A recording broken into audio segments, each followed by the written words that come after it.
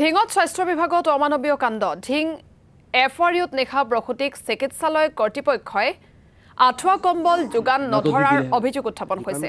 বহুবহীয়া ঠেটুৱৈ ধৰা ঠাণ্ডা আৰু মহৰ কামোৰত নিশা পাৰ কৰিবলগীয়া হয় প্ৰসূতিসকলে। স্বাস্থ্যকৰ্মীৰ হেমাহিৰ বাবে এনে কাণ্ড সংঘটিত হোৱাৰ অভিযোগ উত্থাপন হৈছে। উপায়ন্তৰ হৈ নিশা প্ৰসূতিৰ আত্মীয় যোগান ধৰিবলগীয়া হয় গৰম কাপোৰ। চৰকাৰে চিকিৎসালয়সমূহত যাৱতীয় ব্যৱস্থা উপলব্ধ কৰাইছে যদিও একাংশ চিকিৎসক তথা চিকিৎসা কৰ্মীয়ে ৰোগীসকলক বঞ্চিত কৰি ৰাখিছে এই সুবিধাৰ পৰা। ঢিং এফআৰইউত সংঘটিত এই কাণ্ডই উদঙাই তুলিছে ৰাজ্যৰ স্বাস্থ্য বিভাগৰ ফোপোলা স্বৰূপ।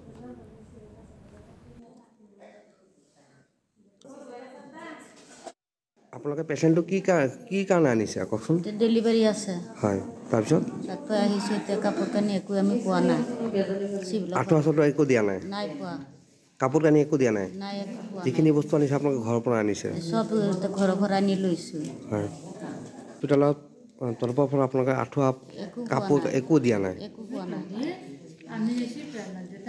কেইটা বজাত আহিছে আপোনালোকে? ৰাতিপুৱা 6টা বজাত আহিছোঁ।